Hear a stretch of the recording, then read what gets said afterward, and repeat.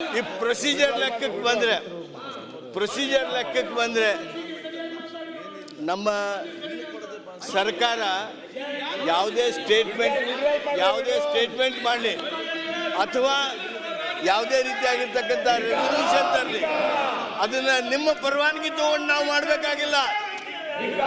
ಕೇಂದ್ರ ಸರ್ಕಾರ ಇರಲಿ, ಯಾರದೇ ಇರಲಿ, ಯಾರ ಬಗ್ಗೆ ನಾವು ನಮ್ಮ ಅಸಮಾಧಾನ ಹೇಳಬೇಕಾದ್ರೆ, ಕನ್ನಡ ನಾಡಿನ ಧ್ವನಿ ಎತ್ತಬೇಕಾದ್ರೆ ನಿಮ್ಮ ಪರವಾನಗಿ ನಮಗೆ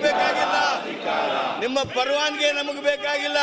ಕಾಯ್ದೆ ಕಾನೂನು ನಿಯಮದ ಪ್ರಕಾರ ನಾವು ಆ ನಿರ್ಣಯ ತಂದಿದ್ದೇವೆ, ಆ ನಿರ್ಣಯ ಮಂಡನೆ ಮಾಡಿದ್ದೇವೆ, ನಿರ್ಣಯವನ್ನು ಅಂಗೀಕಾರ ಮಾಡಿದ್ದೇವೆ. ಇದು ಕರ್ನಾಟಕದ ಧ್ವನಿ. ಇದು ಏನು ನಿರ್ಣಯ ಪಾಸ್ ಆಗಿದೆ, ಆ ನಿರ್ಣಯ ಕರ್ನಾಟಕದ ಧ್ವನಿ. ಇದು ಕೇವಲ ಧ್ವನಿ ಅಲ್ಲ, ಕರ್ನಾಟಕದ ಧ್ವನಿ ಇದು. ಆದ್ದರಿಂದ ಆ ನಿರ್ಣಯವನ್ನ ನೀವು ಆತ್ಮಾವಲೋಕನೆ ಮಾಡ್ಕೊಳ್ಳಿ. ಕರ್ನಾಟಕ ಬೇಕು, ನಿಮಗೆ ರಾಜಕೀಯ ಬೇಕು, ಕರ್ನಾಟಕಕ್ಕೆ ನ್ಯಾಯ ಕೊಡಿಸ್ಬೇಕು, ಏನು ರಾಜಕೀಯ ಮಾಡಬೇಕು ಅನ್ನೋದನ್ನ ನೀವು ನಿರ್ಣಯಿಸಬೇಕು. ಸನ್ಮಾನ್ಯ ಅಧ್ಯಕ್ಷರೇ, ನಮ್ಗೆ ಅವರು ಮಂಡನೆ ಮಾಡಕ್ ನಮ್ದೇನು ಅಬ್ಜೆಕ್ಷನ್ ಇಲ್ಲ, ಅನುಮೋದನೆ ತಗೊಳಕ್ಕೂ ನಮ್ದೇನು ಅಬ್ಜೆಕ್ಷನ್ ಇಲ್ಲ. ಅವ್ರು ಹೇಳಿದ್ರು ನಾವು ಚರ್ಚೆ ಮಾಡಿ ನಮ್ಗೇನೇನು ಅನ್ಯಾಯ ಆಗಿದೆ ಅದನ್ನ ಹೇಳಬೇಕು ಅಂತ.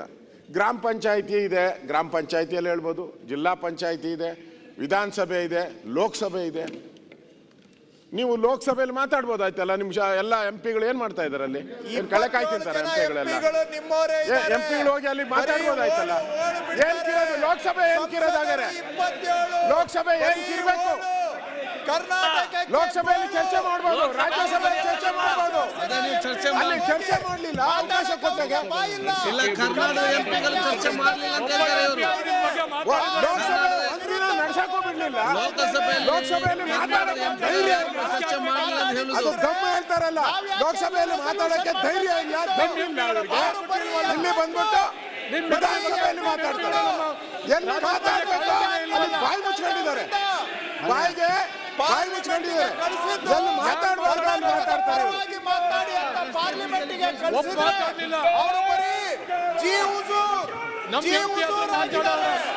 ಆ ಸಂಸದರಿಂದ ರಾಜ್ಯಕ್ಕೆ ಅನ್ಯಾಯ ಆಗ್ತಾ ಇದೆ, ರೈತರಿಗೆ ಅನ್ಯಾಯ ಆಗ್ತಾ ಇದೆ.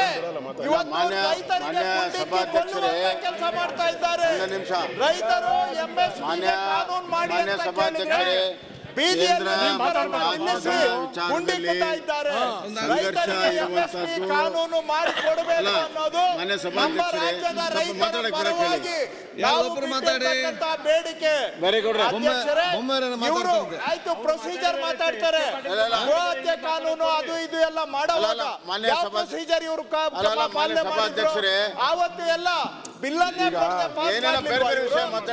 ಇವತ್ತು ಬಂದ್ಬಿಟ್ಟು ನಮಗೆ ಪ್ರೊಸೀಜರ್ ಎರಡು ನಿಮಿಷ ಮಾತಾಡ್ತೀನಿ ಕೇಳಿ. ಇವ್ರ ಸರ್ಕಾರ ಕೇಂದ್ರ ಯಾವ್ದಾವ್ದೋ ಕೇಂದ್ರ ಮತ್ತು ರಾಜ್ಯದ ಯಾರಿಗೂ ಗಮನಕ್ಕೆ ತಗೊಂಡ್ ಬಂದು ಇವ್ರದ್ದು ಮೆಜಾರಿಟಿ ಇತ್ತು ಅಂತ ಆವಾಗ ಮಾಡಿದಾಗ ಇವ್ರಿಗೆ ಪ್ರೊಸೀಜರ್ 75 ವರ್ಷ ಆಡಳಿತ ಮಾಡಿದ್ರು. ಕಣ್ಣಿಗೆ ಕಾಣ್ಲಿಲ್ವಾ? ಈ ದೇಶದಲ್ಲಿ 75 ವರ್ಷ ಸ್ವತಂತ್ರ ಬಂದ ಆದ್ರೂ 55 ವರ್ಷ ಕಾಂಗ್ರೆಸ್ ಪಕ್ಷ ಆಡಳಿತ ಮಾಡಿದೆ.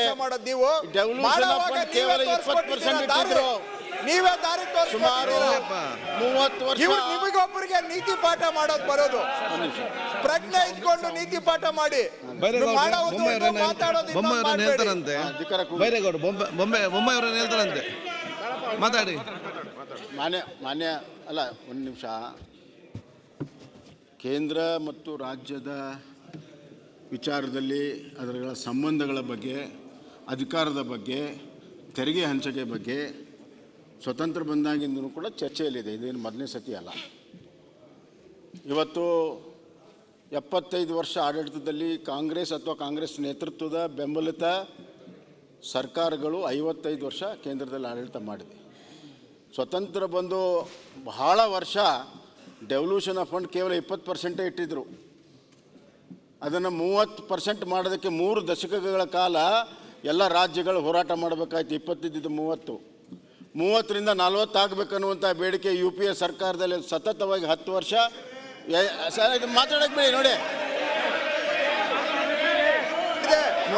ನಿರ್ಣಯದ ಬಗ್ಗೆ ಮಾಡೋದಕ್ಕೆ ಮುಂದೂಡಲಾಗಿದೆ.